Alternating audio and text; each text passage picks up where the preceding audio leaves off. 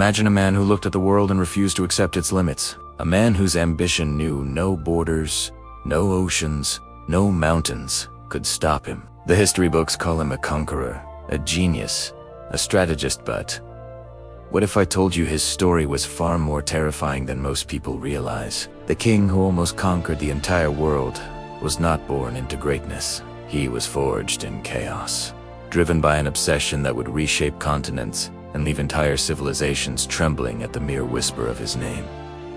From the very beginning, his life was marked by struggle. He was not the firstborn son, not the heir apparent, yet every obstacle seemed to fuel an insatiable fire within him.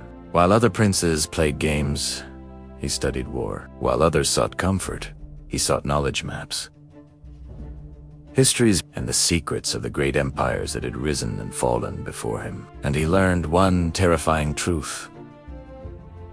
The world could be taken, but only by someone willing to sacrifice everything, even humanity itself. By the time he was a young man, he had already faced betrayal, survived assassination attempts, and proven himself on the battlefield. His victories were not accidental, they were meticulously planned. Every move calculated, every enemy assessed. He built alliances, not out of friendship, but necessity, knowing that trust was a currency more fragile than gold. His army grew in size, skill, and loyalty. But more than that, his legend began to grow. Tales of his fearlessness spread like wildfire, and soon, even distant kingdoms whispered his name in dread. But what set him apart was not just his brilliance in war. It was his ability to think bigger than anyone else, to imagine a world united under his rule.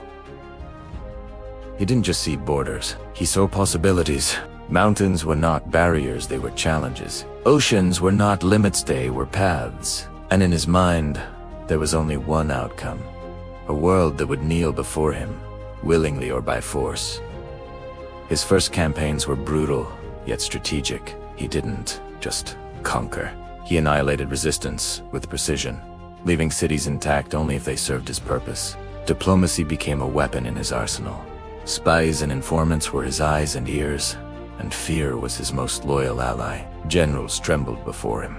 Kings cowered, and soldiers who once fought for their homelands found themselves marching for him instead. With every victory, his vision seemed closer to reality: a single ruler, a single empire, stretching from one end of the known world to the other. And yet, his ambition came with a cost. Friends disappeared under mysterious circumstances. Entire cities were punished for the slightest hint of disobedience. He trusted no one completely, not even those who swore eternal loyalty. The closer he came to achieving his dream, the darker his methods became, and the more the world began to fear him, not as a king, but as a force of nature, unstoppable, inevitable, terrifying. As he pushed further into foreign lands, he faced enemies unlike any he had seen before. Vast empires with armies numbering in the hundreds of thousands, fortified cities that seemed impregnable, alliances formed specifically to halt his advance. Yet, even against such odds, he adapted. Siege warfare,